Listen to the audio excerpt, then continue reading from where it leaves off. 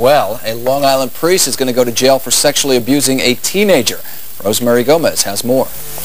Reverend Michael Hands wanted to personally apologize to his victim, but the teenager he sodomized refused and left the courtroom, but not before calling the Catholic priest, quote, a selfish, despicable, manipulative beast.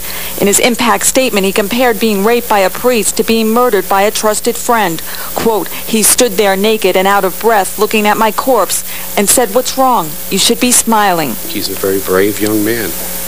And I think that what he says was absolutely the truth, not what Father Hands said. Hands could have gotten 4 years, but was sentenced to 2 as part of a plea bargain for cooperating with a Suffolk grand jury probing pedophile priests. The victim's father called the Reverend, quote, the most disgusting life form on the planet, and the victim's mother blasted him for deceiving her family. Quote, how can you abuse my son in my home and then sit beside me and eat dessert?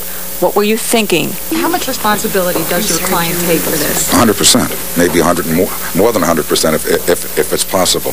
The sexual abuse allegedly began when the boy was 13, but Hands pled guilty to sodomizing him at the age of 14, claiming their relationship was consensual. Hands said, quote, I wanted to tell him he is not to blame no matter how cooperative he was. I was the adult. On the verge of tears, Hands claimed he himself was abused as a boy by a priest, then told the judge, I beg forgiveness. With time already served, the Catholic priest could be released from jail in 13 months, but a hearing to rank him as a sex offender will be held before then, and the DA wants him classified at the worst level. I'm Rosemary Gomez for the WB11 Morning News.